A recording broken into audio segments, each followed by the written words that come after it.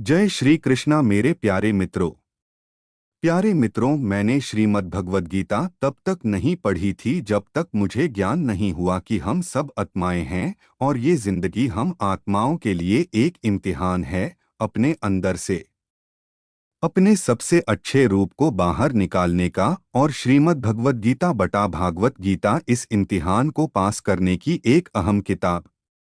भगवद गीता के 18 अध्याय हैं और यह संस्कृत में परमात्मा द्वारा दी गई थी। समय के साथ संस्कृत भाषा रोजमर्रा की जिंदगी से निकल गई और यह ज्ञान मनुष्य से दूर हो गया।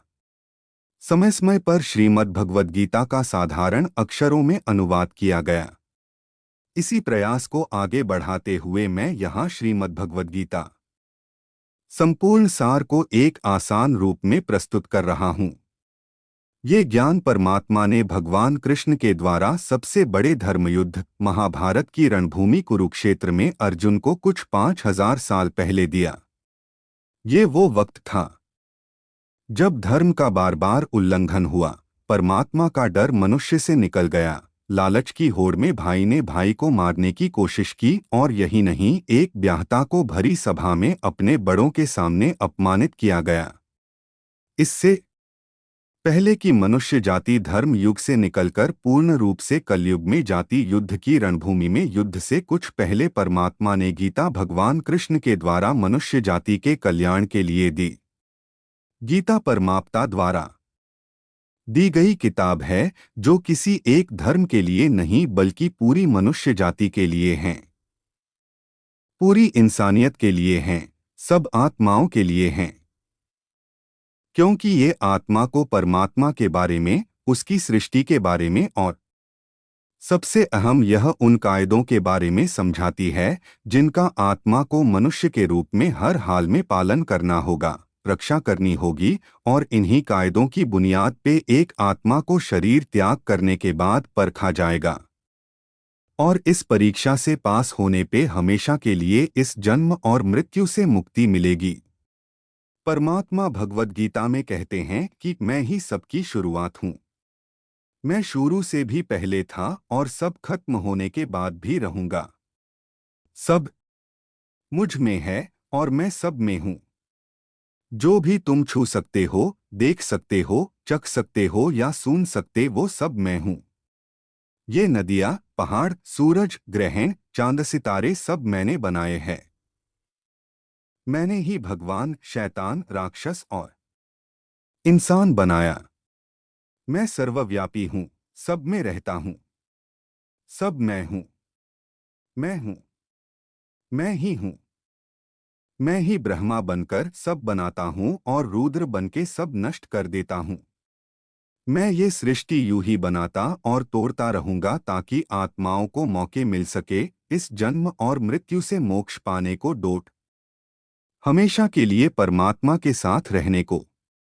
भगवद गीता कहती है कि इस सबसे बड़ी परीक्षा के लिए परमात्मा ने प्रकृति का निर्माण 5 तत्व हवा, अग्नि, जल, पृथ्वी और ईथर से किया, जिन्हें हम छू के, चख के, सूंघ के और देख के हम समझ सकते हैं। पर खुद परमात्मा इन 5 इंद्रियों के समझ से बाहर हैं। उन्हें आत्मा इन इंद्रियों से नहीं जान सकती।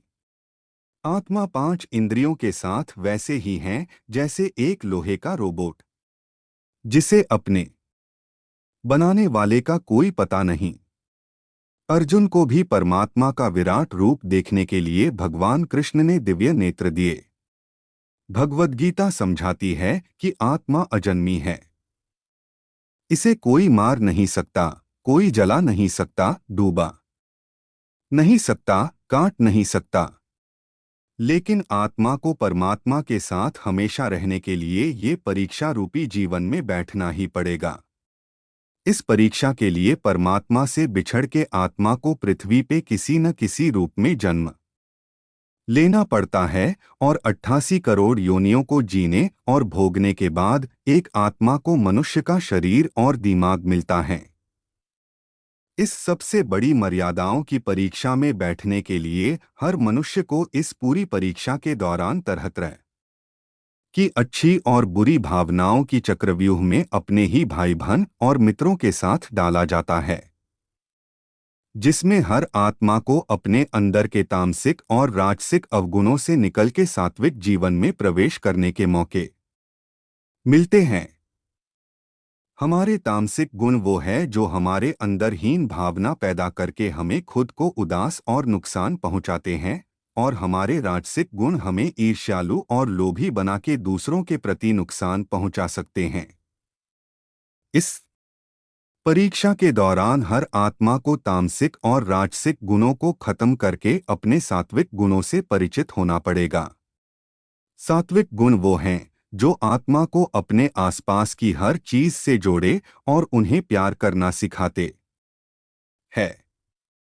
परीक्षा के दौरान हर आत्मा को जीवन के चारों स्तंभ धर्म, अर्थ, काम और मोक्ष का ज्ञान पाके ही मुक्ति मिलती है। यही वो द्वार है जिन्हें समझकर ही आत्मा परमात्मा को समझ सकती है। पहला द्वार धर्म का है और शेर इसका प्रतीक है। धर्म वही है जो गीता में लिखा हुआ है।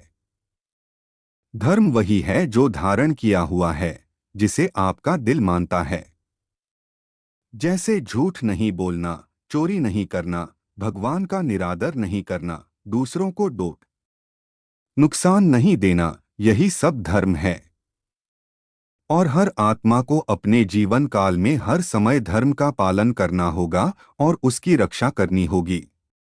दूसरा द्वार अर्थ का है और घोड़ा इसका प्रतीक है। हर आत्मा अपने हर जीवन काल में अपने पृथ्वी पे होने का अर्थ या मूल कारण समझेगी। इस जिंदगी में भोगने वाली चीजें और रिश्तों का आनंद लेगी।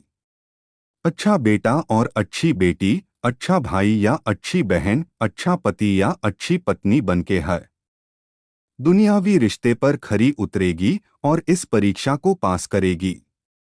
तीसरा द्वार काम का है। भगवद गीता समझती है कि हर मनुष्य के अंदर काम, क्रोध, लोभ, मोह, अहंकार और ईर्ष्या जैसी 6 भावनाएं हमें अपने और दूसरों के प्रति नुकसान पहुंचा सकती है। इन भावनाओं को हर मनुष्य को हमेशा अपने नियंत्रण में रखना होगा, क्योंकि इनके बहाव में किया हुआ कोई भी काम हमारे जीवन भर की परेशानी का कारण बन सकता है और एक आत्मा संतोष और सादगी से इन भावनाओं पर हमेशा के लिए विजय पा सकती है। चौथा स्तंभ मोक्ष का है और हाथी इसका प्रतीक है। इस परीक्षा रूपी जीवन में हर मनुष्य हर समय कुछ इच्छाएं रखता है। कुछ इच्छाएं एक ही जन्मकाल में पूरी हो जाती है, पर कुछ अधूरी रह जाती हैं और उनके पूरा होने के लिए आत्मा को वापस पृथ्वी पर आना पड़ता है। भगवद गीता समझाती है कि हमारी इच्छाएं ही मूल कारण है हमारे पृथ्वी पर वापस आने का, और अगर हम कोई भी इच्छा न रखे तो हम इस जीवन और मृत्यु से मुक्त हो सकते हैं। ये द्वार माफी का भी है। जिन्होंने आपके साथ बुरा किया उनको माफ करके, और जिनसे आपने बुरा किया उनसे माफी मांग के मुक्ति पाई जा सकती है। जब तक आत्माएं इन चारों दरवाजों धर्म, अर्थ, काम और मोक्ष को समझ नहीं लेती, तब तक इस आत्मा को बार बार मनुष्य के रूप में आना ही पड़ेगा। परीक्षा का समय खत्म होते ही आत्मा शरीर और अन्य सब वस्तुओं का त्याग कर देती है। जो भी संसार में रहकर बनाया वो अब किसी और होगा, और आत्मा अपने कर्मों के फैसले के लिए चली जाती है। आत्मा के अच्छे बुरे कर्मों का हिसाब होता है। अपने अच्छे कर्मों के लिए आत्मा कुछ वक्त के लिए स्वर्ग और दुष्कर्मों के लिए नर्क चली जाती है। नर्क में आत्मा को अपने पापों के अनुकूल सजाएं मिलती हैं, पर सजा खत्म होने के बाद आत्मा को फिर से एक नया शरीर और नया दिमाग मिलता है, इस परीक्षा में फिर से बैठने के लिए, और हर परीक्षा में वही सब फिर दोहराया जाएगा। जिंदगी के 4 स्तंभ धर्म, अर्थ, काम और मोक्ष को समझने के लिए हर जन्म में अपने कई जन्मों के कर्मों के हिसाब से हर आत्मा को कभी अच्छे तो कभी बुरे हालातों से जाना पड़ता है। लेकिन जब तक आत्मा परमात्मा के साथ योग को नहीं समझ लेती तब तक वो मुक्ति नहीं पा सकती। भगवद गीता समझाती है कि मनुष्य अपने शरीर, दिमाग या दिल से भगवान को पा सकता है। शरीर द्वारा किए कर्मों के माध्यम से परमात्मा को पाने को कर्मयोग कहते हैं। ऐसे कर्म जो परमात्मा की इच्छा से हो और दूसरों के कल्याण के लिए हो। वाल्मीकि ने रामायण लिख के, श्रवण ने अपने माता पिता की सेवा और उन्हें चार धाम की यात्रा कराकर अपने कर्मों द्वारा परमात्मा को पाया। श्रीमद् भगवद गीता समझाती है कि एक आत्मा दिमाग से भी परमात्मा के साथ योग लगा सकती है। इसे राजयोग कहते हैं क्योंकि दिमाग या मस्तिष्क सब इंद्रियों का राजा है। एक मनुष्य अपनी आस्था, श्वास प्रणाली, अभ्यास, साधना और तपस्या से परमात्मा को इस योग के रास्ते पा लेता है। इस योग को समझने के लिए हमें अपने अंदर की एनर्जीज, शक्तियों यानी चक्र और कुंडलिनी को समझना पड़ेगा। आत्मा मस्तिष्क से ध्यान लगाकर परमात्मा के साथ योग लगा सकती है। शंकराचार्य, स्वामी परमहंस, स्वामी विवेकानंद और उनके जैसे कई योगी इस योग के रास्ते परमात्मा के साथ संधि लगा पाए। परमात्मा भगवद गीता में कहते हैं कि अगर किसी आत्मा को धर्म ना भी समझ आए, योग न भी समझ आए, पर अगर वो मेरी शरण में आ जाए तो मैं उसके सारे पाप माफ कर देता हूँ। परमात्मा को ऐसी दिल की गहराइयों से पुकार के पाने को भक्ति योग कहते हैं। चैतन्य महाप्रभु, मीराबाई और भगवान हनुमान इस योग के सबसे बड़े उदाहरण हैं।